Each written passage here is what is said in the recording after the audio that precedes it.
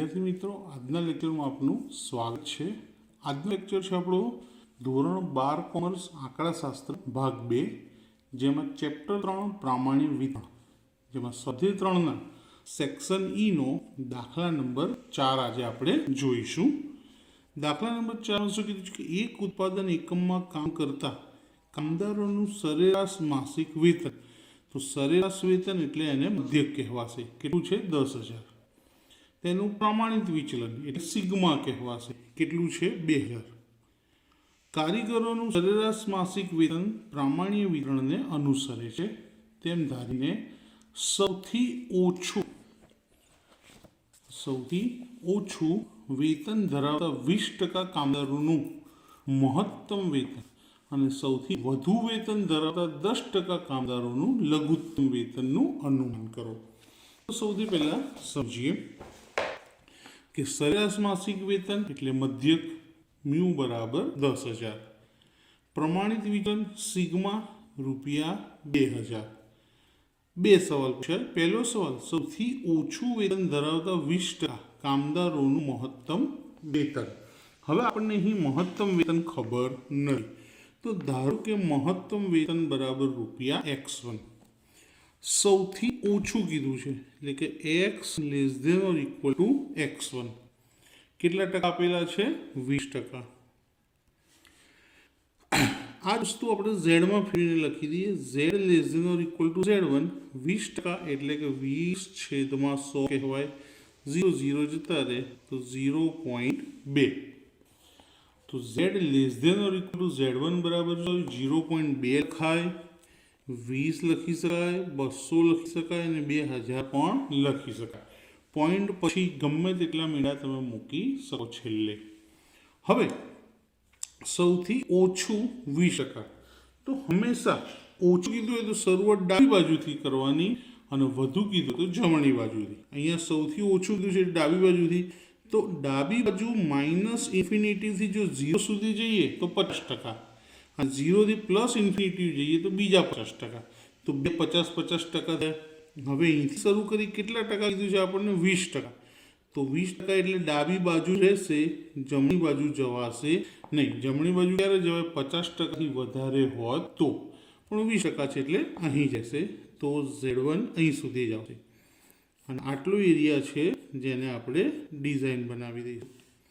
તો આ એરિયાનું ક્ષેત્રફળ કે સંભાવના જે પણ કંઈ કહો, 0.2 કહો અથવા 0.2000 એ।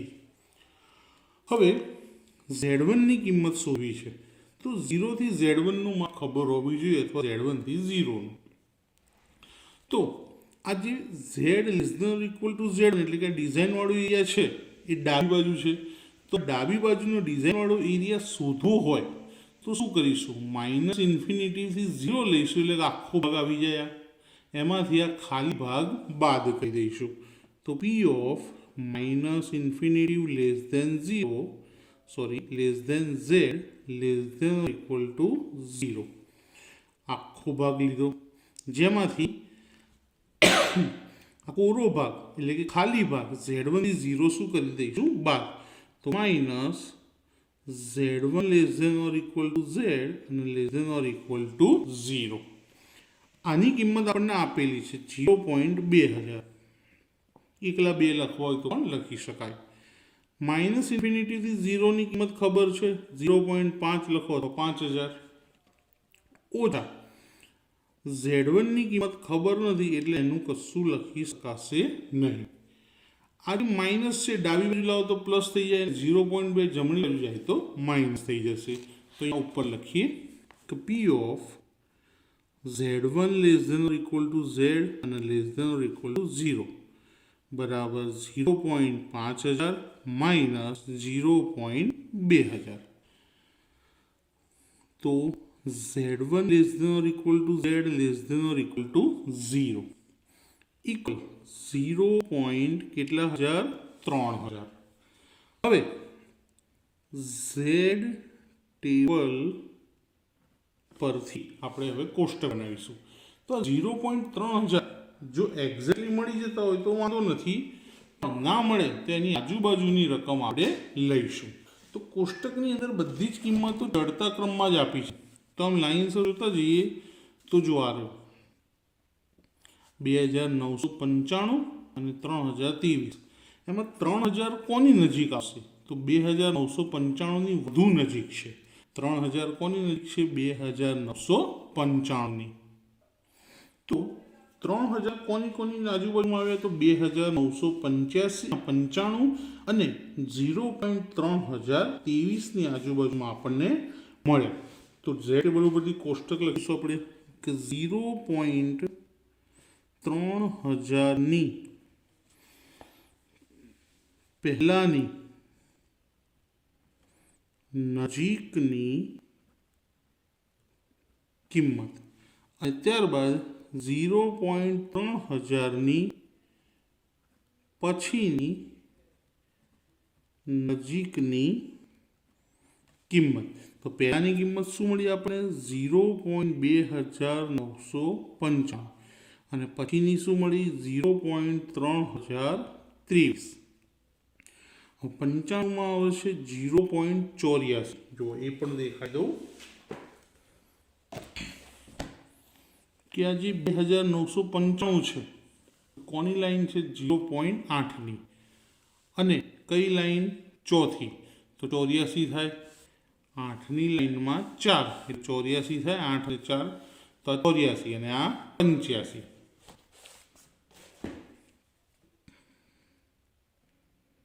પણ ધ્યાનથી જોશો તો 0.3000 હવે આ બંનેની સરેરાશ કાઢવાની છે આપણે. તો 0.3000 સરવાળો કરવાનો કે 3023 વત્તા 95 ભાગ્યા 2. તો જવાબ આવશે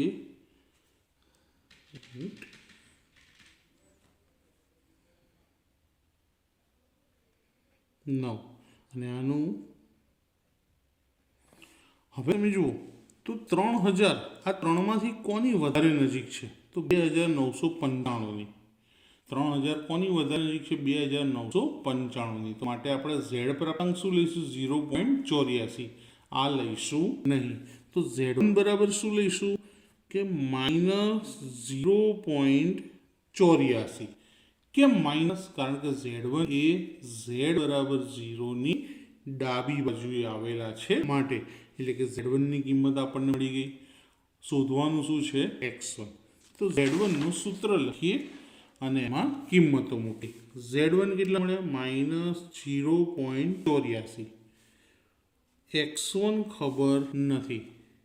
મ્યુ 10,000 છે અને સિગ્મા છે 2000. એ આપણે રકમમાં શરૂઆતથી લખ્યા. તો 2000ને 0.84 સાથે પહેલા આપણે ગુણી લઈશું.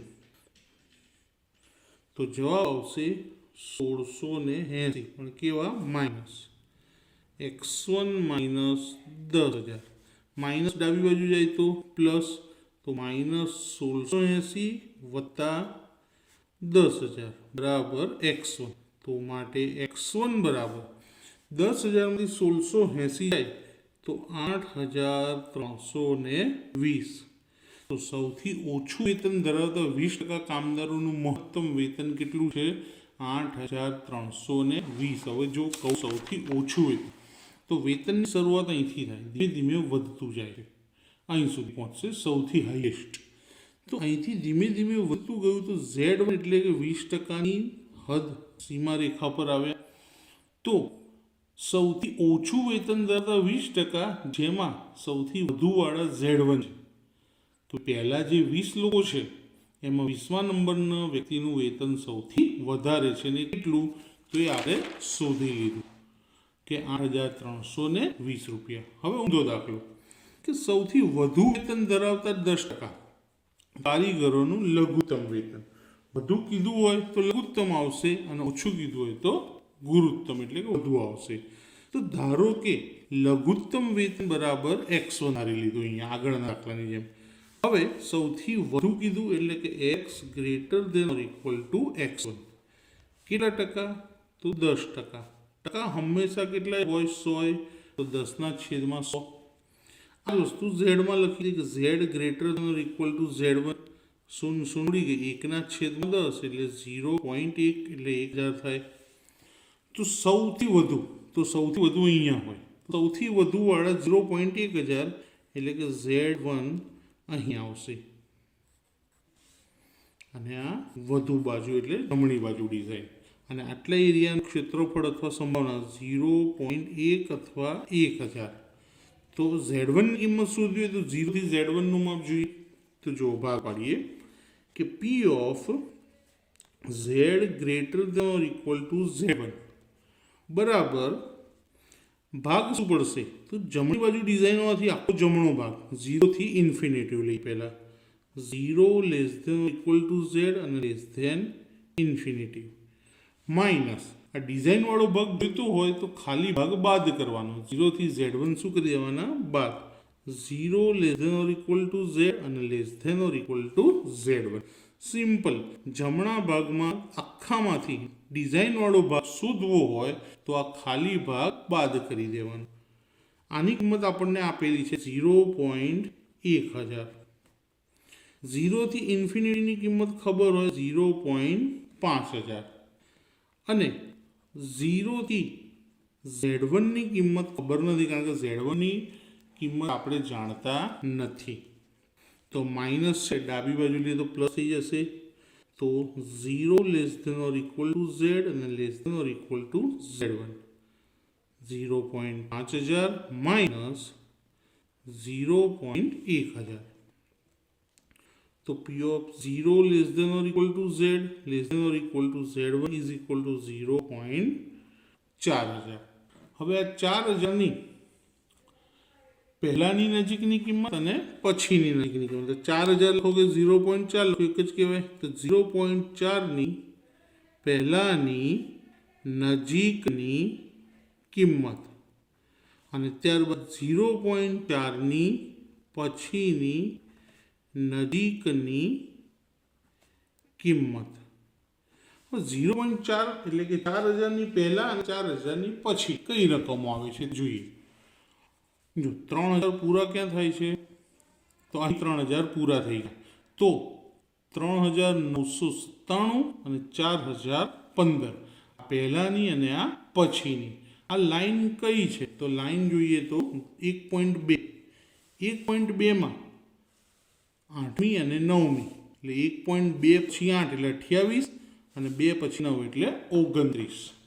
તો પહેલાની કિંમત છે 0.3997.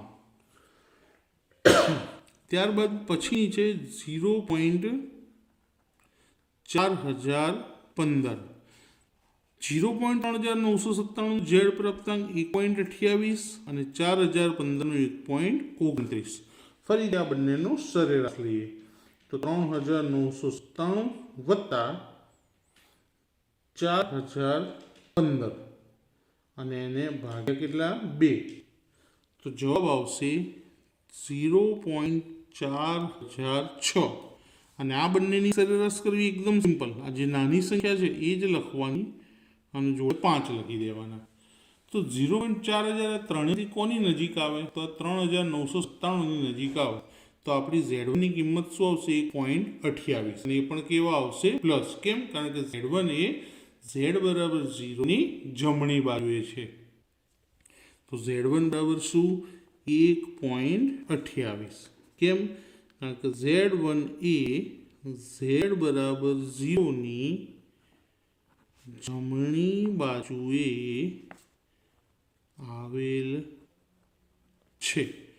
હવે ઝેડ1ની કિંમત મૂકી દઈએ 1.28 સૂત્રમાં કે 1.28 બરાબર x1 ખબર નથી જે આપણે ધારેલા છે લઘુત્તમ વેતન માઇનસ મ્યુ છે 10000 છેદમાં સિગ્મા છે 2000.